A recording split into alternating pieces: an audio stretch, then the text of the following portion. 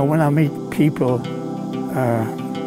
in the street whom I don't know, who are coming along with some friend of mine, and I get introduced as the guy who invented video games, the first question always is, which game did you invent? Hoping to hear that I came up with Pac-Man or something else from their long-lost youth, right?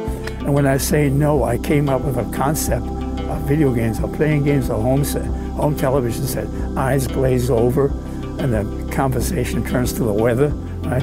Because a concept, what's a concept? Who has a concept of a concept? When Spacewar was written, the patent office wouldn't allow patents for software, and the copyright office thought that only books could be copyrighted. We didn't worry particularly about the fact that there wasn't any way to protect it.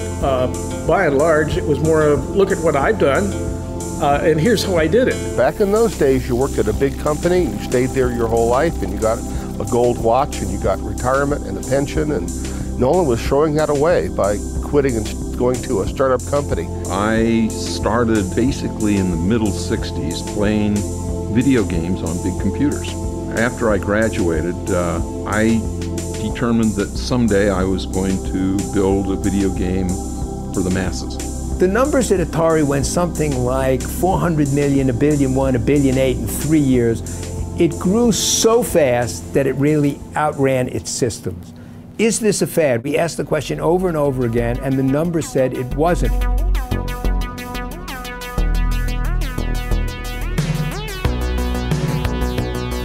The amount of money that was being poured into the cash boxes of the arcade games was astounding.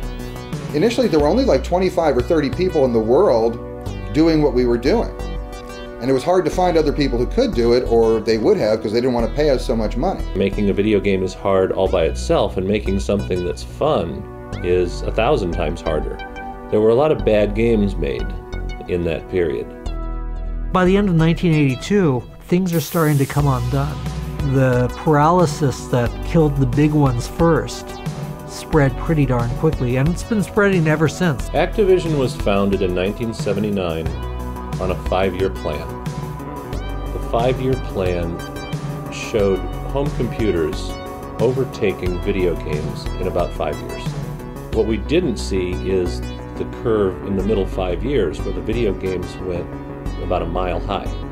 Instead of having this gentle curve coming up and this gentle curve coming down, the video game curve went to there and came down, crashing down. The fact is, the industry, which had grown like a rocket, fell back dramatically, but the basic business didn't go away.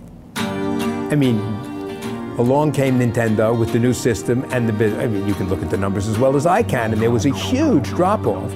And then the business slowly but surely started to build back up, and is bigger than ever.